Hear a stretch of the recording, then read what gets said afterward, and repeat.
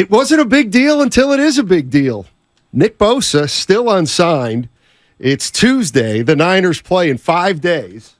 And there doesn't seem to be anything on the horizon. And so the question now becomes, what do you do if you're the Niners? And we'll get into some specifics, but just why don't you start us off with some general thoughts, Larry? It's so easy to just say, sign him.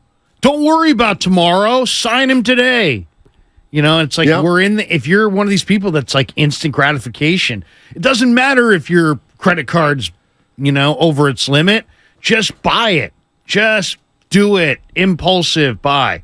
So that's always real popular. But, let's throw it out there. If that meant that this was the last year of Kittle, Ayuk, and Juszczyk, would you still be screaming, just sign him? Or next year, will you be saying about Ayuk, just sign him and just re-sign George and just bring back Juice? It's like, it's a hard cap. So you gotta, there's give and take. I would say this though, the lose situation is when you don't sign him at, but you eventually sign him, but it's week 5. You give him the monster money that's still going to prevent you from signing Ayuk, Kittle, and Juice down the road, but you don't get it done until week 5 when you're staring at, 1-4, 2-3. That to me is a worse scenario than even moving on. I know people don't like the idea of trading him, Matt, but man, to me, it's like you got to pop this pimple. You got to either sign this guy or move this guy. You can't let this whole negotiation define your entire season and sink you unless you're willing here in early September to just admit that the best chance you got to go into the bowl is going to roll back into Philly at the end of the year in the playoffs. Because there's no way you give away 5 weeks. Right. You're going to be playing that game in Philly if you're lucky. Now, you're just picking 5 weeks just to pick 5 weeks. Yeah, I don't know. I got you. To me, it seems kind of obvious what's going on. So T.J. Watt makes $28 million. This is annual. Aaron Donald, $31.7. It feels to me like the 49ers are probably willing to give Nick Bosa more than T.J. Watt, but I'll bet they don't want to give him more than Aaron Donald. And I'll bet you he wants more than Aaron Donald. And not only might he want a little more than Aaron Donald, maybe he wants a few million more than Aaron Donald. Let's say 34, 35. And then you're right. It's easy to say, oh, just give it to him. Now, you said Juszczyk, Kittle, Ayuk. I would be willing to give up Kittle and Juszczyk to sign Bosa. I don't think I'm going Ayuk, though. I hear you. That would be me. But Kittle, for example, I think is the Niners' kind of swagger identity on offense. Like, you can tell when he's out there and when he's not out there. Yeah. So, and some people feel like he's at the end of the rope anyway, so it's not that painful. But who are you going to turn that position over to? Cameron Latou, who couldn't make your roster, Ross Dwelly, Charlie Warner, Braden Willis. They're decent players, but they're not Kittle. So they haven't been able to draft his replacement despite picking a guy in the 3rd round. So I don't know. That's a tough one. I agree with you, though. Ayuk is the guy, like, come on, man. I think Ayuk might be their best weapon right now. Yeah, you brought up a great point I'm going to bring up in a second. 888-957-9570 is the number. Matt Steinmetz in with Larry Krueger today. Guru will hopefully be back this week. A little under the weather. Nick Bosa is the big story for the San Francisco 49ers. We're 5 days away from the opener. He's still unsigned. Where are you on Nick Bosa? Is it getting to the point where too much is too much? Or are you one of these people that say you got to sign him at all costs? Because this is, that's the other thing, Larry, the timing of this. We look at it as though, hey, Nick, we need you in here. We got a shot to win the Super Bowl. And Bosa looks at it like, yeah, I know. That's why I'm going for the jugular right now, is because I have leverage, and I think the 49ers know they're in trouble without him. No doubt. We had this discussion about who can the 49ers least afford to lose, and to me it's Bosa. If Bosa's off that defense, that's just the kind of drop that'll get him beat at some point, I think. Yeah, 18.5 sacks, defensive player of the year. Let's be totally honest about this, too. being a pro football player is rough work. One, the job's rough. And let's just say, last year, the Niners said they could have extended him last year. They didn't. Right. They rolled it into this year. Let's just say, I don't know, in the Philly game, instead of Brock Purdy going down, let's say Nick blows an Achilles. He's not getting this bag. No.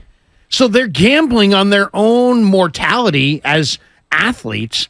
This guy has rolled the dice. The Niners rolled the dice. They kicked the can down the road. He now absolutely came through.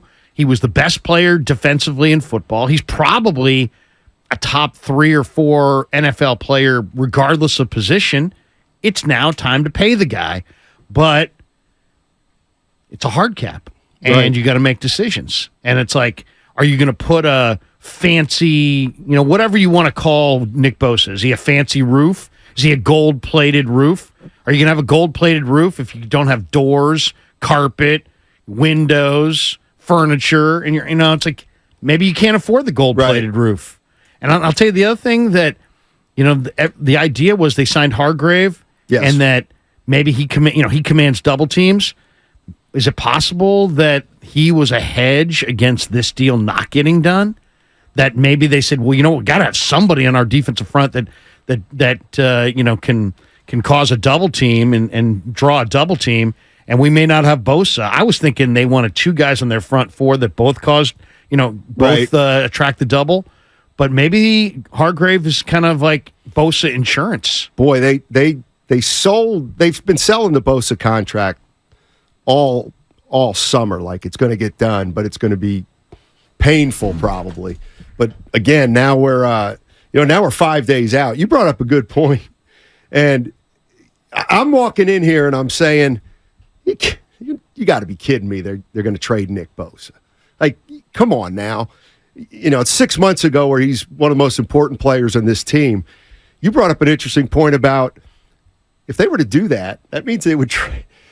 Are they willing to trade their number 2 pick and number 3 pick essentially a week apart in Bosa and Trey Lance? Right. And the PR that goes with that. I didn't put that together, but that is one way of looking at it. And boy, what an admission of you can't keep your guys if it's back to back like that. Well, and the other angle on that is, okay, so they didn't keep Trey. Right. They moved off of Trey, but they have Purdy. Okay. But who's to say that Bosa's agent, who's, obviously about playing hardball, what if he just said, hey, Nick, the Niners just traded Trey Lance. We got him right where we want him. They cannot trade you. So now they had 2 options before, pay you or trade you. Now they can't trade you because it's a PR nightmare. So now guess what? We're going to call them and we're going to demand even more. I mean, because it doesn't seem like there's momentum towards the finish line here. It seems like, if anything, like a couple weeks ago, Shanahan was like, yeah, this is exactly where we expected it to be. Like, hey, everything's going according to plan.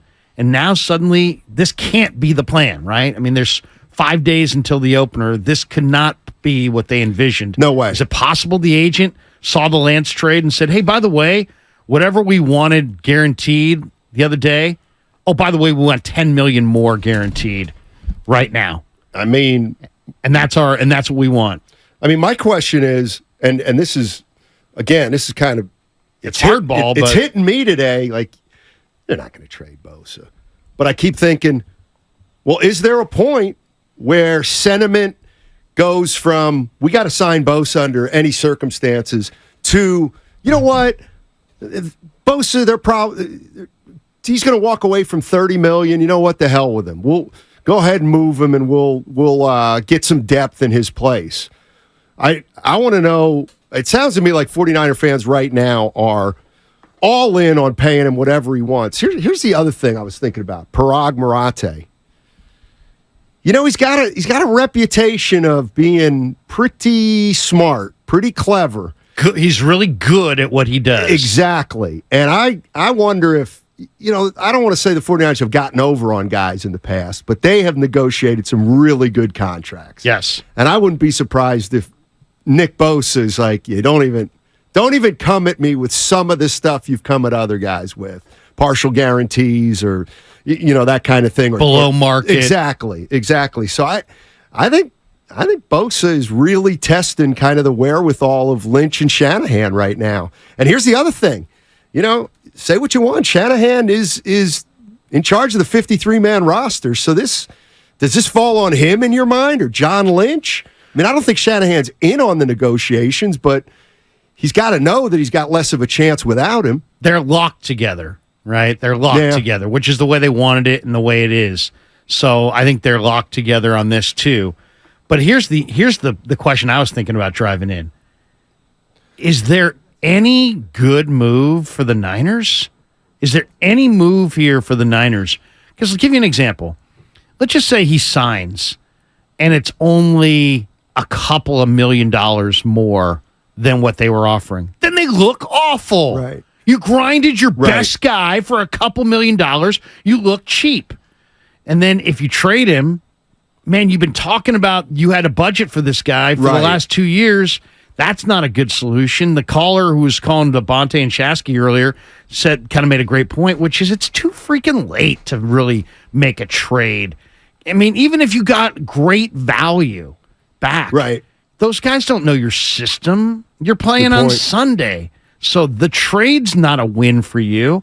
And caving to him at his price, if it's a monumental price, isn't good for you long term. And then if you sign him and it's just $1 million or $2 million different, you lose the PR battle because it's like the fans all see that you grinded the defensive player of the year for a couple $1 million.